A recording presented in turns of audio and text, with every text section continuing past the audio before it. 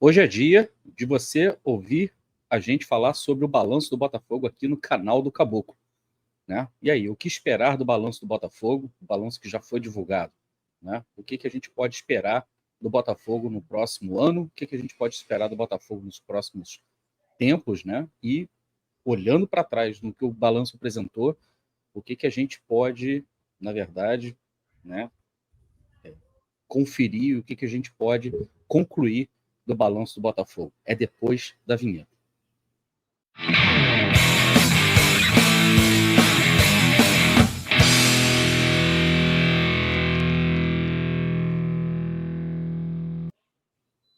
Olá, eu sou Társilo Delfim, o Caboclo. Estou aqui mais uma vez trazendo mais um conteúdo para vocês.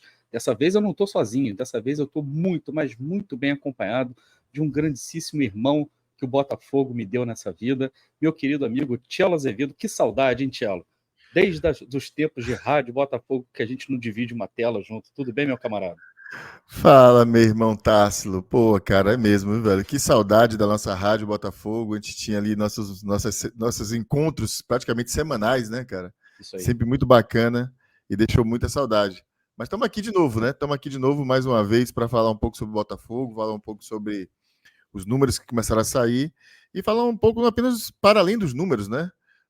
De como é que isso tudo se comporta no coração, na mente do torcedor botafoguense e que tipo de ações ou atitudes, enquanto torcedores, a gente pode tomar para acompanhar nosso Botafogo com um pouco mais de tranquilidade, viu, cara? Exatamente. Ô, Tchelo, Uhum. eu vou dar uma Fala. contextualizada Sim. para as pessoas entenderem aqui por que a gente está fazendo esse vídeo agora, tá? A gente está gravando o vídeo, só para vocês terem uma ideia, numa quinta-feira à noite, no dia 9 de maio, Uhum. das 10 para as 9 da noite.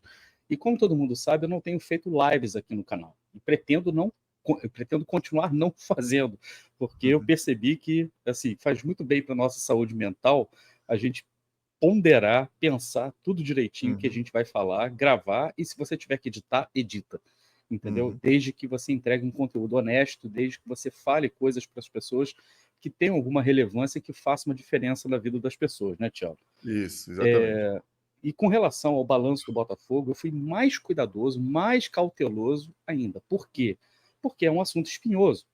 E mais do que um assunto espinhoso, é o assunto no qual eu não domino. Eu não tenho o expertise disso aí. Como eu costumo brincar com os meus amigos, né? Eu sou professor de inglês e trilhei uma carreira, né, como professor justamente para correr dos números, né, cara? Então, assim, balanço realmente é uma coisa que não é da minha área, não é do meu entendimento. E muita gente fica me pedindo, inclusive nas próprias redes sociais, sabendo que eu sou um integrante da Rádio Botafogo, continuo sendo integrante da Rádio Botafogo, assim como o Cello também continua sendo Eu integrante da Rádio assino, Botafogo. eu assino meu Twitter até hoje como Rádio Botafogo, lá, integrante da Rádio Botafogo. Exatamente. Não tirei. Me E vai recuso a continuar tirar. assim. Não, e vai continuar assim, porque a Rádio Botafogo, eu costumo dizer aqui, Tchelo, para o pessoal que me acompanha aqui, a Rádio Botafogo está dormente. E ela Sim, dorme o seu sono que é necessário. Então, no sim. dia que a Rádio Botafogo entender que ela precisa voltar, Ela ela vai vai voltar. voltar. Vai voltar. Exatamente. Mas a gente continua a Rádio Botafogo até o último fio de cabelo, vocês podem ter certeza. Uhum. Agora, a questão é que muita gente fica me pedindo para traz o Gajo, chama o Gajo, por que o Gajo não Uhum. está falando? Gente, é o seguinte, a gente precisa respeitar o espaço das pessoas. O Gajo não se pronuncia, o Gajo não vai se pronunciar, o Uhum. Gajo não vai falar abertamente, publicamente, primeiro, porque ele não quer, segundo, porque ele não pode. Tá? Uhum. Então, isso assim, a partir do momento que ele colocou dessa maneira, e não pensem vocês que eu não fui perguntar nada para ele com Uhum. relação a isso. Obviamente que sim. E ele, né, uma postura extremamente profissional, sendo amigo meu pessoal, foi extremamente profissional e se manteve sempre muito afastado Aqui das distante, né? discussões. Ele tá bem aqui distante mesmo, né? Exatamente. Mas felizmente eu tenho grandes amigos, como é o caso do Cello, como é o caso de outros amigos também, com os quais eu conversei.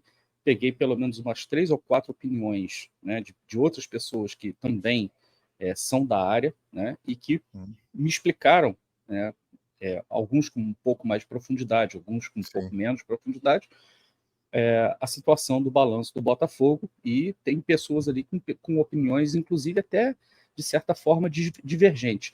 Sim. Não tão divergentes, tá? Digamos assim, de uma parte considerável da mídia do Botafogo, da mídia alvinegra, tá? Que, no primeiro momento, quando o balanço foi divulgado, né, pegou já as manchetes prontas e somente comentou em cima das manchetes, e alguns fizeram carnaval em Sim. cima das manchetes, e alguns, na verdade, somente leram as manchetes, mas ninguém resolveu ali se aprofundar. Os poucos que se aprofundaram, sinceramente, respeitosamente, eu desconfiei demais. E aí eu fui buscar mais informações, foi aí que eu descobri que as informações não estavam batendo e a gente precisava trazer esse debate aqui à luz, até porque, né, tudo que eu mais pretendo aqui é ser extremamente sério com quem me acompanha. Desde os tempos da Rádio Botafogo é assim, e assim será. Isso é uma lição que eu aprendi com os meus companheiros e companheiras, né, da Rádio Botafogo, que me ensinaram, né, a sempre tratar a informação da maneira mais séria possível. E uma coisa que é muito interessante, eu, por exemplo, não tenho formação como jornalista, não sou, mas sei que jornalismo se faz, o jornalismo sério se faz com a prática do contraditório. Então, de antemão, eu já coloco aqui o canal do Caboclo disponível para qualquer pessoa que Discorde? Que discorde, obrigado. Qualquer pessoa que discorde da nossa opinião aqui terá o espaço aberto para vir aqui, dar a sua opinião e defender seus pontos de vista.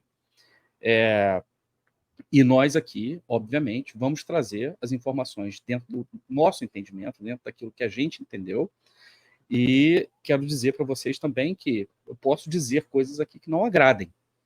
E o Cello pode vir a dizer coisas aqui também que não vão agradar vocês. Mas é justamente isso que traz a credibilidade. A gente aqui é alvinegro, eu e Cello somos botafoguenses, e a última coisa que a gente quer é um Botafogo fraco, um Botafogo prejudicado. Mas a gente também está aqui também falando em defesa do Botafogo, e a gente não abre mão de defender o Botafogo contra qualquer pessoa que seja, se a gente entender que o Botafogo está, na verdade, sob qualquer tipo de risco. É ou não é, Thiago? Falei alguma Justamente. bobagem? Não, nenhuma. Justamente porque queremos a perenidade desse clube mais do que centenário, né? E com um legado tão importante para a história do futebol, não apenas brasileiro, mas do futebol mundial, eu diria, que a gente precisa fazer contraponto, muitas vezes, a algumas questões. Só queria fazer uma pequena ressalva inicial, cara, que quem me dera poder estar aqui substituindo o Gajo. O Gajo é especialista, né, cara? A formação dele é nessa área. Eu não tenho formação em contabilidade, minha formação é em administração financeira, conheço de balanço, sei como avaliar, analisar um balanço, mas claro, mas nem se aproxima do que seria ouvir Gajo sobre muitos pontos que estão ali. De qualquer forma, como bom aluno dele também que sou, né, a gente presta atenção nos detalhes que às vezes não estão ditos, né, não estão tão evidentes, né. O balanço do clube, a gente vai falar mais sobre ele já, começar a falar sobre ele já já, mas assim, noves fora toda a parte mais bonita, né, bacana da apresentação, texto falando no início, falando para a torcida, de uma maneira, mais uma vez, né, protagonizando, né, a sua relação com a torcida, né, tornando ela pessoal, cada vez mais pessoal, né, e de uma maneira interessante, personalizando a figura dele junto com a do Botafogo, né, meio que misturando as duas coisas, né, como ele fala ali, mas a gente precisa falar sobre algumas coisas e vamos usar esse tempo de hoje para falar um pouco sobre diversos detalhes que merecem o aprofundamento da torcida do Botafogo, quer seja para, pelo menos, pensar sobre o que está acontecendo com o clube. E aqui não vai nenhuma questão de terra arrasada, nem que está tudo errado, nem não é isso não. Mas, assim, para além daquelas manchetes, Tássilo, que você falou no início, que falavam sobre a elevação da receita do clube, que foi realmente uma elevação muito importante, a gente vai falar sobre isso aqui. As primeiras manchetes falavam apenas sobre isso, né? Como o Botafogo cresceu receita e tudo mais, mas para depois a gente começar a ver que alguns pontos não haviam sido não estavam tão claros, né, para muita gente. É sobre isso que a gente vai falar um pouco hoje. Boa. Eu só queria dizer que o texto, caramba, Só queria dizer que o Cello está sendo muito modesto também. Obviamente que eu também considero o Gajo uma pessoa insubstituível, mas, Cello, eu não posso deixar passar o xiste também. O Gajo anda por essas terras aqui há 250 anos. Ah, tá. Então, Tem isso também, né? Ele já viu de tudo, né, cara? Ele viu, o Gajo é um dos inventores da contabilidade, né? Você tem que lembrar disso também. Não, o Gajo chegou antes dela. Muito antes dela, né? Dizem Muito que ele antes foi dela. feitor de Dom Pedro II, né? Pô, Há quem então... diga. Beijo, Gajo. Né? Não nos Gajão, meu leve a mal, irmão. por favor.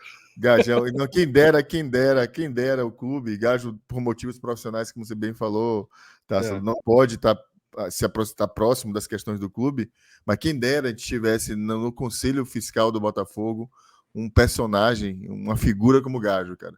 Pode ter certeza que estaria com nossos símbolos, nossa paixão seguramente preservada, né? Quem dera. Com certeza.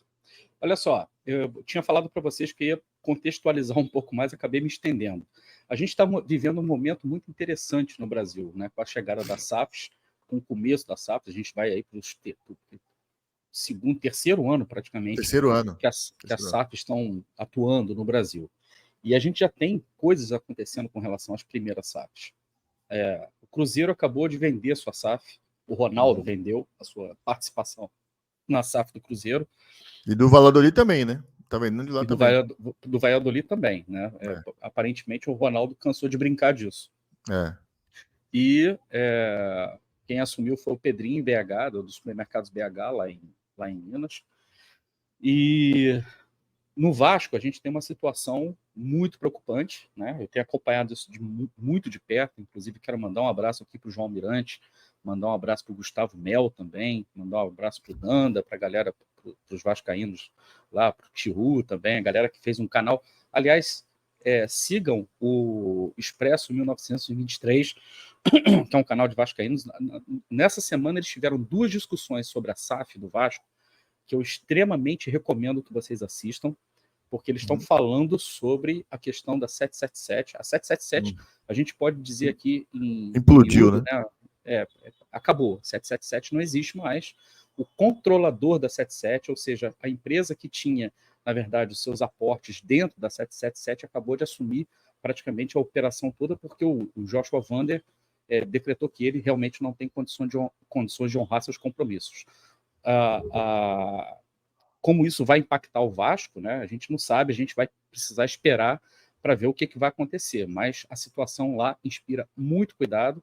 Inclusive, existe uma questão criminal envolvendo a 777, sendo acusada de pirâmide, de fraude, inclusive financeira, nos Estados Unidos. Isso é crime muito sério. E o Joshua, para vocês terem uma ideia, está com o dinheiro dele bloqueado nas Bermudas, né? Só para você ter uma ideia, o próprio Gustavo Mel fala isso. O cara está com dinheiro bloqueado em Bermudas, né, cara? É porque a coisa realmente é muito grave, né, cara? É muito séria, né?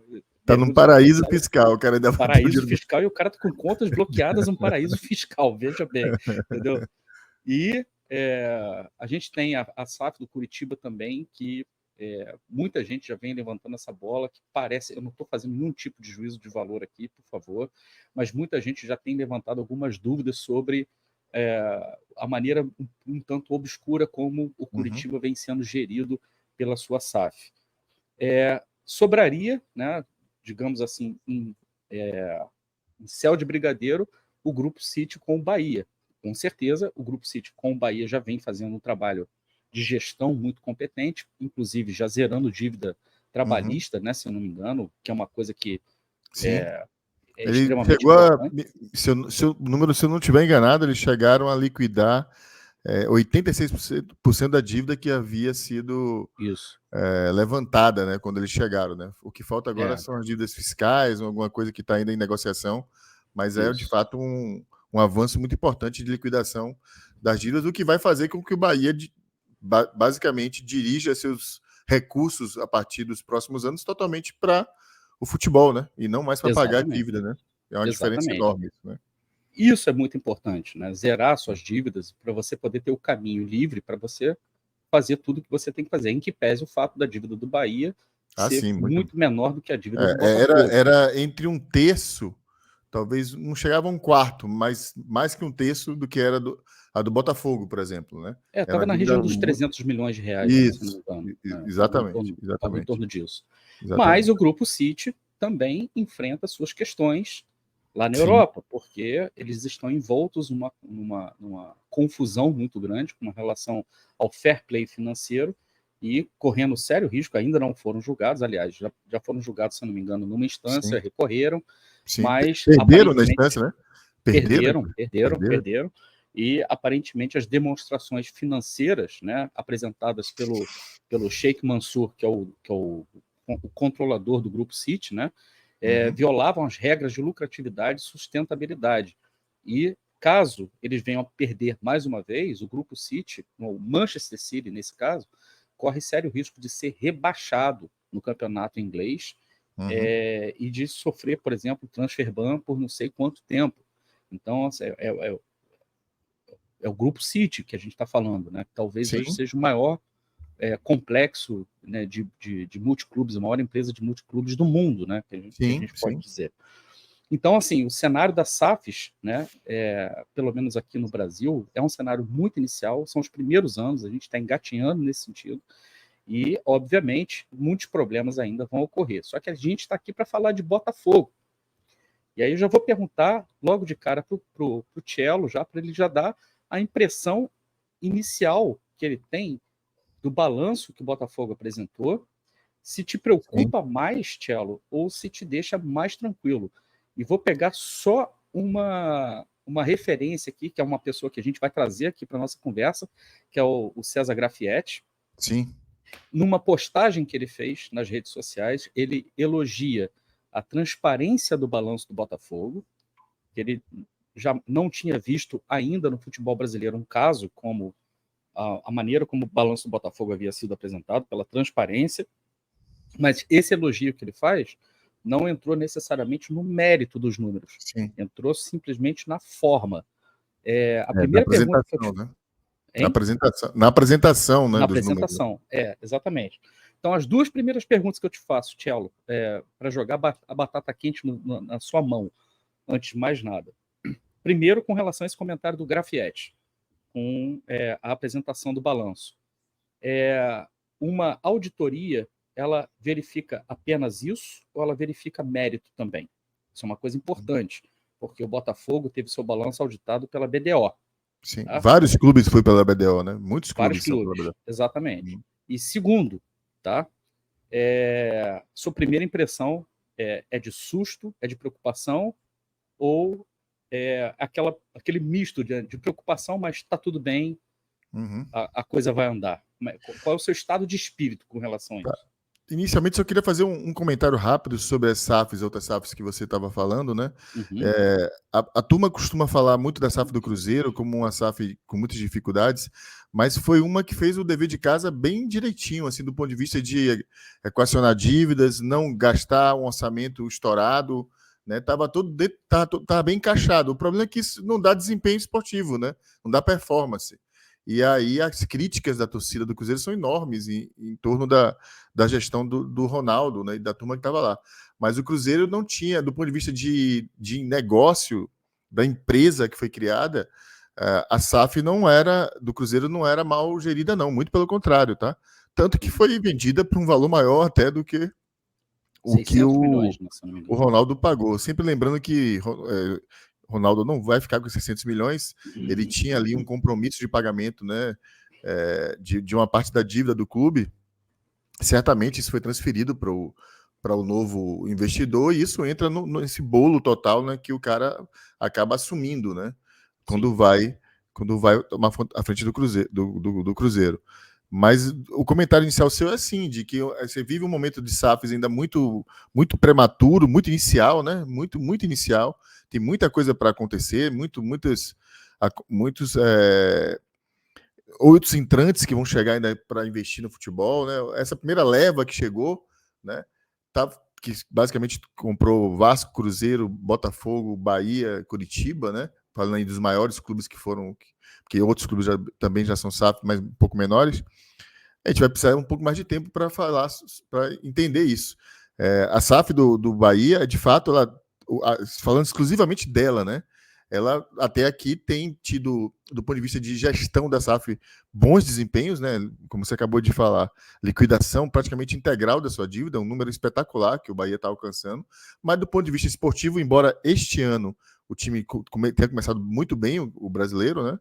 Está aí brigando pelas primeiras posições. Ano passado só deixou de ser rebaixado na última partida, né? Poderia ter sido rebaixado ano passado o Bahia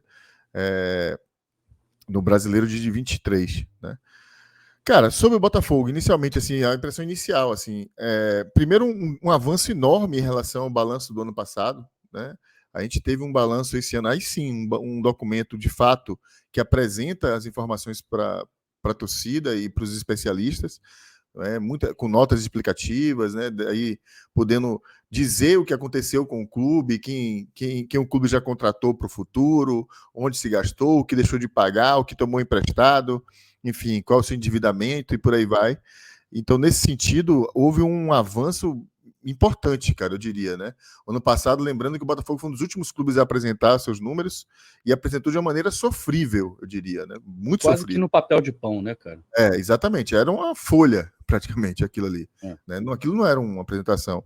Sempre lembrando que as demonstrações financeiras são as maneiras que as empresas têm para apresentar seus números, né, seus resultados, ou para seus acionistas, né, ou para outros investidores que possam ter interesse naqueles dados, né, e algumas vezes até para a sociedade, né, deve ser uma empresa de economia mista, ou mesmo uma empresa pública que precisa apresentar seus números, ela se utiliza das demonstrações financeiras para isso. E aí você tem um balanço financeiro, tem um DRE, são tipos de demonstrações financeiras onde você consegue enxergar quais são os resultados. Então, assim, a primeira impressão que se teve nesse aspecto da forma, né, eu diria, foi muito positiva, né? Houve um avanço muito grande, mas quando você está diante dos números que você enxerga, causam sim preocupação com os números do balanço, ainda que seja normal o endividamento crescente nos primeiros anos de qualquer SAF, porque você está numa fase de investimento no que a gente chama de CAPEX, né, que é investimento justamente nos ativos que vão constituir essa empresa. Então, seja refazendo um CT, construindo um estádio, se for o caso, mas fundamentalmente comprando jogadores, né? Então é muito comum em que na largada as SAFs deem prejuízo. A do Bahia deu prejuízo, inclusive. Né? Com toda essa performance que a gente está falando aqui, a do Bahia deu prejuízo, se eu não me engano, de 66 milhões. Né? Então, não é exatamente este o ponto, né, que incomoda tanto. Mas tem detalhes ali do balanço do Botafogo que a gente precisa discutir um pouco mais. E acho que hoje a gente vai fazer um pouco sobre isso. Sobre o tal famoso empréstimo de Texton, né? Que foi feito, a maneira como o clube apropriou as receitas das suas vendas de direitos por 50 anos, né? São questões que, portanto, ao fazer isso da maneira que fez, e sempre importante lembrar, fez isso sem ressalvas da empresa de auditoria que auditou o balanço, né? Não fez ressalvas quanto a isso, mas ao fazer isso, ela trouxe o clube para um resultado financeiro muito menos grave do que seria se ele não tivesse apropriado as receitas já neste ano da maneira como foi feito, né? Então a gente teria um prejuízo muito maior do que os 100 milhões que foram apresentados, né? Muito maior do que aqueles 100 milhões que foram apresentados. Então tem questões sim que precisam ser observadas. Está muito longe assim de ser uma SAF que nos assegure um céu de brigadeiro. Mas também, aí, Tássilo, fazendo justiça à SAF e ao texto, aí quem está por lá, o projeto do Botafogo não é um projeto de 2 anos, cara. Ninguém pode acreditar nisso. O projeto do Botafogo é um projeto que precisa, talvez, do Botafogo, como do Vasco, né? E o do Cruzeiro, nem se fala. São projetos que vão precisar possivelmente de uma década, cara, para conseguir estancar, não apenas estancar, né? Mas reverter a posição do balanço do clube, né, do famoso PL invertido, né, de resultados negativos ano após ano, para uma empresa saudável, que dê lucro, que valorize o capital do acionista. E vai demorar tempo, então não vai ser em 2 anos. Então a gente precisa ter. O que a gente precisa discutir hoje também aqui é as informações que estão lá, o que precisam ser mais debatidas e por quem devem ser debatidas, né? Quem são as pessoas que precisam debater esse assunto, que estão ali, a princípio, escondidos em números, né? mas que falam para a torcida de uma maneira muito perigosa. Falam aqueles números que o torcedor não entende, como é que falam para a torcida? Falam em FGTS atrasado, falam em ação de Luiz Castro na justiça contra o clube, né? Falam de empresários reclamando que não receberam alguns direitos. Então, essas coisas chamam a atenção da gente e precisam ser conversadas. Precisam realmente ser conversadas. Sem dúvida. Então, vamos fazer o seguinte, vamos trazer mais gente para o debate. Eu vou colocar aqui, quero agradecer de antemão ao César Grafietti por ter parado um pouquinho lá da vida dele, extremamente atribulada, para gravar para a gente dois vídeos, na verdade, dando algumas opiniões sobre o balanço do Botafogo. Você quer falar um pouquinho sobre o Grafietti, só fazer uma apresentação breve dele? Primeiro, Grafietti é um especialista de primeiro time aí, né, do mercado financeiro e que se especializou ao longo dos últimos anos, né, no mercado do futebol, né? Era ele que publicava aquele famoso relatório dos clubes, né, de futebol no Brasil, junto com o Itaú, BBA, né? Durante muitos anos fez isso, até 2020 ou 2021, se eu não me engano. Eu moro na Europa já há alguns anos. Ele era o consultor da CBF justamente para implantar o fair play financeiro no futebol brasileiro, né? E fez isso durante alguns anos, até que eu acho que desistiu ou fizeram ele desistir, né? Tamanha resistência que tinha da macroestrutura do futebol brasileiro para que isso fosse de fato implementado. Então, o César é um cara que tem um carinho enorme com a gente sempre troca informação, ele sempre que pode participa dos nossos conteúdos lá no Futebol SA também, e vale a pena ouvir, porque ele em breve vai publicar um material sobre os balanços dos clubes desse ano, né? E eu recomendo assim fortemente que as pessoas que gostam de futebol e que se interessem por esse tema, assim que for publicado, conheçam, porque é um material muito rico de informações, né? Exato. Eu vou fazer o seguinte, então, Cello, a gente estava discutindo em off, para você que está assistindo a gente, eu vou falar algumas coisas de bastidores para a gente. Eu e Cello, a gente estava decidindo qual dos dois vídeos a gente ia colocar primeiro, né? Se seria o vídeo que ele fala sobre o fair play financeiro ou se seria o vídeo que ele fala especificamente do balanço do Botafogo. E eu confesso que a gente não tinha chegado a um denominador comum aqui, né? Eu e o Cello. Já que o Cello já adiantou a questão do fair play financeiro, e eu mencionei o Grupo City também, que assim, o Grupo City pode ter problemas com o fair play financeiro na Inglaterra, que não afeta necessariamente direto a SAF do Bahia, diretamente não afeta em nada o Bahia. Quer dizer, o que afetaria, né? Se o Sheik lá ficar a partir disso aborrecido e decidir que os investimentos dele no futebol deixarão de existir ou pelo menos diminuirão, né? Aí sim, os efeitos vão chegar. Claro que se o City tiver um problema desse tamanho, algumas repercussões vão ter pelo mundo inteiro. Mas, a princípio, o Bahia está correndo a vida dele aqui, né? E embora precise dos aportes que vêm de lá, claro que precisa, mas o Bahia segue a vida dele, né? Mas não é para querer puxar saco dos meus amigos do Futebol SA, né, da galera craque do Futebol SA, não. Mas assim, se o Sheik Mansour finalmente descobrir que o Bahia é muito maior do que o Manchester City, ele transfere para o Bahia a operação principal e deixa o Manchester City como operação secundária.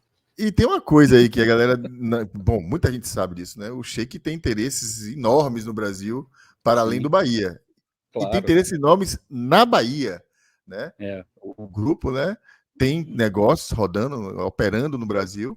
Então, o Bahia é mais um dos negócios que eles têm aqui no Brasil, então não duvidaria, né, que ele transferisse para o lado de cá, né, o olhar dele com mais carinho ainda, né?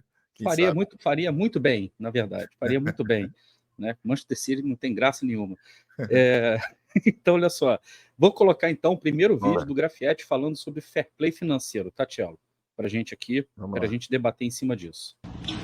Tem uma questão muito interessante em relação ao Botafogo. Se a gente fizesse uma comparação dos números do clube, né, da SAF, com outras ligas que têm fair play financeiro, que controlam de fato o desempenho e o equilíbrio econômico financeiro dos clubes, a SAF teria algumas questões, né?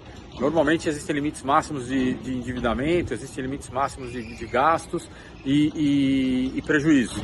O Botafogo em geral teria quebrado todos eles. E em ligas mais duras como a La Liga seria certamente impedido de fazer contratações. Na Premier League talvez ele pagasse alguma multa e eventualmente até perdesse pontos, como aconteceu nessa temporada. E no Brasil, se a gente usasse um pouco do modelo que eu ajudei a desenvolver na CBF, que nunca foi para frente, porque os clubes nunca quiseram, né, ser controlados, a ideia é que num desequilíbrio desse você leva um tempo para se ajustar, mas a penalização seria um transfer ban. Então o clube está desequilibrado, a SAF está longe ainda de uma operação tranquila. Então é importante ter atenção a isso, especialmente o torcedor, porque todo mundo vive no oba-oba do dono, que colocou dinheiro, contratou jogador, mas se ele não preza por um equilíbrio econômico-financeiro, coloca em risco o seu próprio ativo, o seu próprio negócio, e para o torcedor, o clube do seu coração.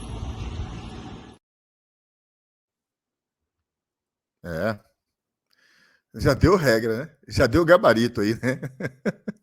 A gente teria rompido todos os indicadores, né, possíveis, né, que falam sobre endividamento, prejuízo, e o Botafogo teria sim problemas se estivesse numa liga muito mais organizada. A gente não tem nem liga, na verdade, né? Liga organizada, a gente nem tem liga, mas lá fora a gente teria problemas sim, né, se o Botafogo tivesse jogando na La Liga ou na Premier League, ou enfim, qualquer um deles. Até mesmo no Brasil, só falando para a galera que não conhece, ele falou sobre transfer ban, né, que é um mecanismo usado pela FIFA, né, no mundo inteiro, justamente para impedir que clubes que estão com dívidas, né, dívidas reconhecidas, sigam fazendo transações de contratação, que não faz sentido, né? Assim, é muito simples a lógica. Pô, tu tá devendo pra caramba, como é que tu vai contratar mais gente ainda, né? Então é uma maneira que você criou para tratar, foi assim que o Botafogo construiu uma dívida de R$1 bilhão. Exatamente. É assim que a maioria dos clubes brasileiros quebraram, os clubes amadores, né, digamos assim, o modelo associativo quebrou. E os clubes só não vão à falência porque são associações. Só que como SAF, você quebra. A questão mais grave é essa, né, Tchau? Exatamente. O transfer ban é o Serasa do futebol. É a Serasa do futebol. Ele manda logo dizer que seu rating está lá embaixo, você não consegue comprar nada, chega ali, seu nome está no Serasa, cara, não vai poder passar o cartão aqui não, que não vou vender para você. É mais ou menos isso. Aí, se você está bloqueado na Serasa, só na Crefisa, mas aí você vai ter que pagar 800 e blau por cento de juros ao ano. Tá? Mas num país sério isso não aconteceria. Eu não posso deixar de dar a minha espetada. Não aconteceria, né? Não aconteceria, cara. Tem gente, mas na hipocrisia reina no Brasil, né, cara? A gente quer falar de ética, né, cara? Com uma política de juros desse tamanho, né, cara? É brincadeira. Mas voltando aqui para o Botafogo, nessa questão do fair play, o fato de não haver fair play, você acha que pode ter sido também um facilitador para o Textor ter se alavancado tanto no Botafogo, cara? Não tenha dúvida disso. Ele sabe que ele está atuando num cenário onde as eventuais correções que ele sofreria em outras ligas aqui ele não tem, né? E isso, inclusive, resvala o endividamento do Botafogo e talvez o empréstimo que ele faz explique no ambiente de uma holding, por que ele se movimentou por que ele fez essas transações. Talvez assim ele consiga evitar problemas que ele poderia ter em outras ligas lá fora, né? Então, assim, então, certamente... Vamos tentar explicar esse empréstimo, Cello. Vamos tentar ser o mais didático possível, porque, assim, da maneira que o assunto foi tratado até agora, parece que o Botafogo foi super beneficiado por pelo Textor ter feito esse empréstimo com uma promessa de pagar agora, em julho, se eu não me engano. Explica um pouco, de uma forma bem didática, essa questão do empréstimo. Que empréstimo é esse e qual é o impacto que ele tem, por exemplo, no balanço do Botafogo? Ele toma esse empréstimo, o Textor toma esse empréstimo junto à XP, né? XP, que é o braço financeiro que representa a Liga Forte do Futebol União, né? É ela que está aí, que estava representando os clubes, né? Estava sempre lembrando, estava de um lado estava a XP e do outro lado estava a turma do BTG? Não lembro se era o BTG. Acho que é. Mas enfim, tava a XP que estava do lado desse time, inclusive foi a XP que levou a venda do Vasco, do Cruzeiro, né? Foi o pessoal da XP, do Botafogo não foi. Mas o que acontece? O Textor contrai uma dívida com a XP, né? Cuja promessa de pagamento é agora no meio do ano, né? A previsão de pagamento é no meio do ano. mas toma um dinheiro com a XP aqui no Brasil, né? A gente tem um custo hoje até um pouco menor, né? Hoje está em 10,5%, diminuiu um pouco a Selic, mas na época que tomou... É a segunda taxa real de juros mais alta do mundo. Do mundo, né? Do mundo. E esse é o primeiro ponto que chama a atenção da gente, né, cara? Assim, quem é do métier aí, quem lida normalmente com captação de recursos, que é normal a empresa alavancar em tomar dinheiro, né? E quem está no Brasil usa recursos do Brasil. Mas quem está no mercado internacional, quem está, um investidor internacional que está aí buscando funding em diversos mercados, principalmente na Europa e Estados Unidos, cara, teria acesso a um capital com um custo muito menor do que esse, né? O custo do capital no Brasil é um custo caro. Então, assim, a primeira coisa que causou estranheza para a gente, e Renatinho falou isso muito bem no Futebol SA, no programa que eles fizeram que a gente fez a semana passada, quando ele disse que é muito estranho o cara tomar dinheiro no Brasil para mandar lá para fora, né? Quando o normal, ou pelo menos o mais inteligente, seria fazer justamente o contrário. Era tomar lá fora para trazer para cá, né? Então, esse é o primeiro ponto que chama a atenção. O Textor, ele assume a dívida. É bem verdade que o Botafogo e Textor são devedores solidários. O Botafogo é a SAF e o Textor são devedores solidários. Ele ofereceu como garantia lá créditos que ele tem lá fora, né, a receber. Não ficou muito bem claro o que é isso, né? Mas ele está garantindo que vai pagar essa dívida agora no meio do ano, né? Se não pagar, né, ele vai ser cobrado por isso, claro, e o Botafogo SAF também. Então, mas o que é mais importante deixar claro, Tássilo, o endividamento é do clube também, entendeu? Então, houve um endividamento do clube numa razão que a gente precisa discutir se ele estava autorizado a fazer, por exemplo, né? Essa é a primeira pergunta. Eu até fiz essa pergunta no Twitter, lá numa troca de mensagens com alguém que me provocou sobre isso. Falei, cara, a primeira pergunta que me ocorre sobre isso é a seguinte: ele tinha autorização para fazer isso? Porque existe no contrato que o Botafogo tem com a Botafogo SAF, existem os famosas restrições legais do contrato que impedem o endividamento do clube até um determinado tamanho. Ou melhor, que permitem o endividamento até um determinado tamanho. Até um certo ponto. Até um certo ponto, né, cara? Essas restrições, né, que tem o nome em inglês, mas não vou nem usar porque é muita farofa, mas basicamente eu estou falando de restrições legais, né, exigências legais do contrato para impedir que ele faça isso. Elas vencem no Botafogo quando ele fizer o último aporte, que é o ano que vem. Então, depois disso, ele pode se endividar quanto ele quiser, mas até esse momento ele estava limitado, justamente para evitar que se endividasse muito, né? Para que ele pudesse fazer esse endividamento, cara, só tem dois caminhos. Ou ele recebeu o que a gente chama de, também é um nome em inglês, waiver, né? Que fala que é como se fosse uma renúncia, né? Que faz quem tem um direito de fiscalizar, dizendo o seguinte: não, pode fazer. Mas não sei nem se o conselho do Botafogo, que está lá sentado, tem uma cadeira lá, tem autoridade para fazer isso, entendeu? Para dar esse waiver para o Textor. Ou então, ele fez sem falar para ninguém. Foi lá, tomou mesmo, a empresa é dele, fez e tomou. E aí é extremamente importante a gente falar sobre isso, porque na cabeça do torcedor comum, tá assim, mas o dinheiro é dele, ele faz o que ele quiser. A dívida é dele, ele faz o que ele quiser. Não. O Tchelo explicou de forma muito clara. A dívida do Botafogo. Do Botafogo SAF é solidária na dívida. Logo, exatamente. A dívida é do Botafogo. Então, ele contraiu. E o Botafogo Associação é sócia do Botafogo SAF. A gente não pode esquecer nunca disso, né? Exato. E diferente do que acontecia enquanto nós éramos uma associação, simplesmente, em que não poderia haver um processo de falência, né? Agora, com uma empresa, né? Com uma sociedade anônima do futebol, pode sim. O Botafogo, se houver um problema de endividamento que leve o clube a um nível de insolvência, de absoluta falta de condições de fazer frente às suas obrigações, ele vai para um processo de falência, né? E aí, acabou. Literalmente é game over.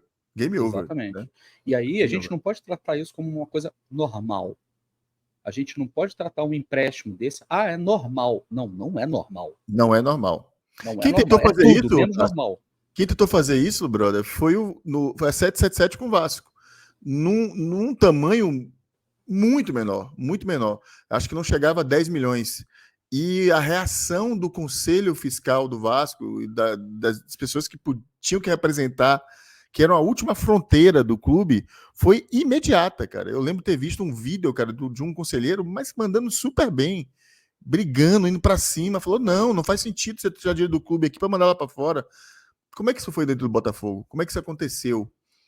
Eu tenho para mim, cara, que Textor não tem obrigação enquanto empresário, quer dizer, obrigação legal, ele tem a obrigação moral, já que ele o tempo inteiro se comunica, diz que é um escolhido, fala com a torcida o tempo inteiro, abre o balanço, eu tenho um texto dele com foto dele lá.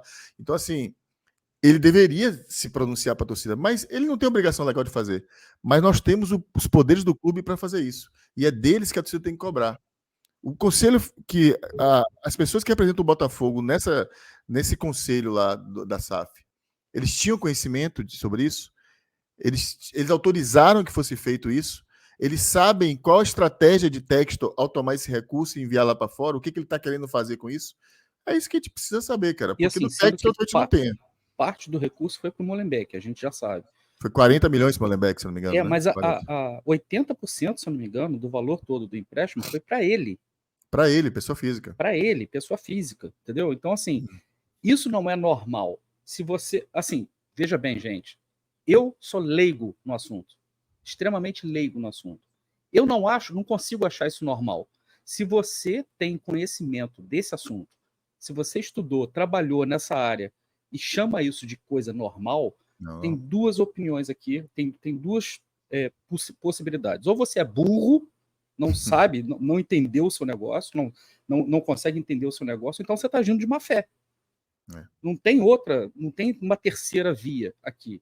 Não tem como você achar normal um cara se alavancar do jeito que ele se alavancou, contraindo uma dívida do jeito que ele contraiu, um empréstimo do jeito que ele contraiu, nas condições que ele contraiu, porque ele pegou um empréstimo no país com a segunda maior taxa de juros do mundo. Sim.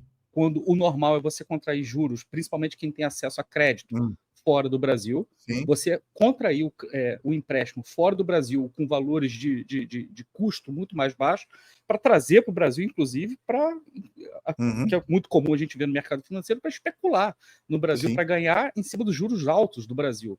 E Exatamente. Não você contrair em juro alto para se descapitalizar em juro baixo lá fora. Isso não é normal. Se você acha isso normal, você uma das razões ou mal intencionado, entendeu? Uma das razões que fazem o movimento de dólar, né? Por exemplo, falando do Brasil especificamente, entrar no Brasil são as taxas, né? As pessoas, né, vêm botar dinheiro aqui dentro justamente porque enxergam as altas taxas de juros que tem aqui no Brasil. Não é normal, cara. Assim, eu diria que até as transações financeiras entre empresas de uma holding seria até, não é incomum, né? Mas nesse caso específico, chama muita atenção dois fatos, cara. Três coisas chamam muita atenção. Essa que você acabou de falar, ele tirar dinheiro, tomar dinheiro num local com custo alto para mandar para mercados onde teria um custo mais barato. Segunda coisa que chama muita atenção, o fato de ter feito na pessoa física dele, o que parece ser um movimento que ele deve estar se capitalizando para fazer ou outras compras de clubes, ou ajudou a financiar algum processo de compra que precisava de pagamento, né? Essa chama muita atenção. E a terceira coisa, cara, numa hold, uma MCO, como a gente está falando, o grupo endividar uma empresa que já está muito endividada. Essa que também chama muita atenção, entendeu, cara? Porra, bicho, você vai pegar uma empresa que já está com um nível de endividamento alto, que já não apenas na SAF, mas também na associação, né? Você tem que lembrar que esse balanço publicado foi apenas da SAF, tem um balanço da SAF e da associação. Se juntar os dois, o Botafogo deve bastante coisa. E ele toma dinheiro de uma empresa desse grupo para mandar lá para fora. Isso é muito estranho, cara. Isso é muito estranho. Mais uma vez, eu volto a dizer, cara, assim, o Textor dificilmente vai falar para a torcida do Botafogo sobre isso, infelizmente. Mas eu entendo que ele não fale. Ele é empresário, cara, entendeu? A gente vai entender mais quem é Textor daqui a uma década. Vai entender quem foi Textor na história do Botafogo. Talvez seja, de fato, esse salvador que todos nós sonhamos. Mas pode ser que não seja também isso, né? Mas se ele não tem essa obrigação legal, teria moral, os poderes do clube, cara, tem sim a obrigação de fiscalizar, tem sim a obrigação de, pelo menos, se não quer falar para a torcida inteira, fale para os associados, fale para o conselho, entendeu, cara? Aí entra um ponto bom, porque eu fiquei sabendo que talvez haveria uma demonstração do balanço com perguntas abertas para o conselho. Sim. que deveria ter acontecido terça-feira na sede do Botafogo, General Severiano, e ninguém sabe, ninguém viu, não virou notícia, não dá like, não dá view, né, não dá visualização. Jornalistas, por exemplo, fingem que não está, que nada está acontecendo, né? Entendeu? Assim, na hora de apurar a notícia de contratação de jogador, é rapidinho, ó, pega o celular ali, ó, tá apurando, ó, minha fonte aqui tá me dizendo, tá não sei o quê. Agora, seria fundamental, né, cara? Fundamental estar lá para entender, perguntar aos conselheiros, né? Pois é, a disponibilidade para investigar coisas que são extremamente sérias e que podem, talvez, chatear o torcedor, já não é mais a mesma, entendeu? Então, assim, mais uma vez, eu friso aqui, a gente está falando coisas que talvez você não queira ouvir. E eu entendo profundamente, porque a gente está vivendo um momento hoje, dentro de campo, que a bola está entrando e que as coisas estão dando certo. Então, para o torcedor comum, na cabeça do torcedor comum, se o time está bem dentro de campo, a SAF está dando certo. Assim, a equação é simples assim, dessa maneira. Sim. E se você falar qualquer coisa, você pode estar jogando contra, e se você falar qualquer coisa que possa vir a trazer uma investigação, que possa vir a trazer algum tipo de conflito, né, você está sabotando, é pior ainda. As pessoas chegam a pensar dessa maneira. Pelo contrário, a defesa aqui é intransigente com relação às coisas do Botafogo, o endividamento do Botafogo, que não pode ser do jeito que está sendo feito. E não pode comprometer, cara, no fim das contas, quando a gente fala dos poderes do clube, porque são os poderes do clube que preservam nossos símbolos e preservam a associação. É a associação viva, cara, que mantém o clube vivo, tá? Mas essa questão do Textor e da SAF do Botafogo, sempre que a gente tem essas polêmicas, Gajo, segunda Gajo, tô falando da gente, tá, cara? Tá, provavelmente. O que acontece, cara? O nosso passado, cara, ele foi terrível, cara. Ele traz pra gente as piores memórias possíveis dessa fase do amadorismo. Traz a memória daquela reunião. Eu lembro de um dia, uma vez, o Rottenberg deitado na cama de pijama, discutindo lá com a galera sobre contratações. É essa imagem que a gente nunca mais quer viver. Então, qualquer coisa que nos ofereceram, a gente pegou. Ok, cara, eu também peguei, eu também confiei, também festejei aquele dia da venda, da decisão lá que o Conselho aprovou a venda do clube, a venda da SAF, né, do Botafogo, para o Textor. Mas isso não pode nos tirar, cara, a capacidade de criticar, de buscar explicações para que a gente preserve a história da associação, que é, em última instância, cara, quem vai poder nos defender em algum momento, cara. Se a gente não mantiver uma cadeira forte no tamanho que a gente tem, né? Porque lembrando, a gente é pequenininho, né? A gente tem 10% apenas da SAF, 90% do próprio Textor. A gente não vai ser mais nada, cara. E tudo que acontecer com o Botafogo, a gente vai ser apenas um mero passageiro dessa história, né, cara? Um mero passageiro dessa história. Agora, só fazer justiça uma coisa, você falou sobre que a empresa fez Depp, não é porque é brother, não, mas é porque realmente Depp fez essa pergunta para do Césio no podcast GE. Ele perguntou exatamente isso, né? Que ele tinha notícia de como comandava a fiscalização, queria falar do Césio responde daquele jeito dele, né? Como foi que ele falou? Ele usa uma frase o do Césio dá uma resposta inacreditável. Ele fala assim: realmente no começo estava rolando solto, a gente não estava controlando muito, mas agora vai melhorar bastante. A partir de agora vai melhorar bastante. É inacreditável. E então, o Depp perguntou isso no GE, na live do GE, e perguntou na bucha. Pro Depp. Aí você imagina, cara, um negócio que envolve a contratação de um empréstimo de 350 milhões lá para fora, rolava solto, mas agora tá ajeitado. Pô, cara, aí complica, né, cara? Aí você complica a amizade. Aí você complica a amizade. Eu vou colocar a segunda parte aqui da opinião do Grafietti. Agora ele fala mais sobre o balanço do Botafogo. E a gente arremata com a opinião a respeito do que ele fala aqui. Okay. Bom, fala pessoal, tudo bem? Estou aqui hoje para falar um pouquinho sobre o balanço do Botafogo, da SAF de 2023. Como vocês veem aqui, para falar de futebol, estamos dentro de um campo, de um estádio, para dar um ambiente mais propício ao assunto. Os números de 2023 do Botafogo são números que têm coisas boas e outras nem tanto. Acho que o aspecto positivo foi o aumento de receitas, seja pela melhora das receitas de publicidade, seja até pelo desempenho esportivo que ajudou a trazer mais bilheteria, um pouquinho mais de sócio. Então teve um impacto positivo, sim, uma premiação um pouco maior, ou seja, teve algum crescimento. Mas um outro lado, que é o lado de custos, também sofreu bastante, né? Os custos foram muito mais altos, muitas despesas, e aí com isso a gente calibra um pouco aquele discurso do dirigente, que diz que precisa gastar mais para formar bons elencos, porque hoje as receitas vêm de performance, só que não acontece, né? Na verdade isso é um pouco de falácia dos dirigentes, porque aumentaram os custos, mas o desempenho não foi, ainda que tenha sido melhor, não foi suficiente, e o resultado foi um prejuízo. Prejuízos que são sempre cobertos com mais dívidas.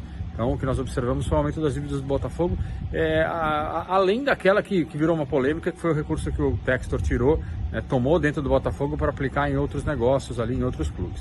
Essa é uma operação que ele pode fazer, ele é dono, ele faz o que ele bem entende com o seu ativo, mas para fins de clube é sempre um risco, porque é uma dívida que o Botafogo SAF tem que pagar, independente da garantia, isso vai acabar tirando dinheiro e fluxo do clube em algum momento. Enfim, acho que o Botafogo tem aí não apresenta, a SAF não apresentou um número dos melhores, mas ainda é só o segundo ano de operação. Então é importante entender, dentro do contexto e dentro da dinâmica de crescimento, o que está sendo feito para melhorar a situação do clube, que é já certamente muito melhor do que era na época da associação. Está vendo um barulho aqui, porque tem uma reforma, alguns caminhões passando, mas é isso. A minha sensação é de que é um pouco cedo para confirmar situações definitivas, né? Ao mesmo tempo, precisa estar alerta, precisa estar atento, porque há sempre risco do dono atrapalhar, no fim do dia, do ponto de vista financeiro, o balanço de um clube. Tá bem? Grande abraço a todos. Quero agradecer demais o Grafietti, do coração mesmo. Obrigado mesmo pela Valeu, sua opinião aí. E vou deixar o Tchela arrematar aí com relação a tudo isso que ele falou. Cara, assim, uma coisa que chama atenção, as receitas do clube realmente melhoraram bastante, né? Eles chegaram a falar passou de 500 milhões, não foi isso? Eu acho que 580 milhões, se eu não me engano. Foi 500 e tantos % a mais de receita de crescimento. 388 milhões, se eu não me engano, né? Acho que foi sim. 388 milhões. Mas a gente tem que sempre lembrar que o Botafogo considerou, dentro da sua receita desse ano, a venda daqueles tais 20% por 50 anos das suas propriedades, né? Que foram os clubes da Liga Forte União, negociaram antecipadamente. Os clubes da Liga, do outro grupo, como é que chama? Daquele outro bloco é o Liga Forte Futebol. E o outro a Libra, né? A Libra. A Libra não vendeu, os clubes da Liga Forte venderam 20%, e o Botafogo já apropriou essa receita nesse resultado desse ano, por isso que a gente teve receitas tão altas, né? Aliás, esse é um ponto assim que vai render muita discussão ainda, porque há uma diferença de entendimento entre as auditorias que fizeram o trabalho dos clubes, né? Algumas auditorias fizeram ressalva quanto a essa vamos chamar assim, essa maneira, né, que os clubes apresentaram esse número da venda dos direitos, né? Inclusive, algumas auditorias chegaram a dizer que se não fizesse a apropriação correta, eles não assinariam o balanço. O Vasco fez uma maneira, para mim, fez a maneira mais correta de todas, né? Porque ele realmente lançou. Imagine você tem uma propriedade que você ainda não entregou, né? Uhum. Mas você recebeu por ela antes, né? Então, na verdade, você tem ali uma obrigação agora, você tem um passivo seu, né?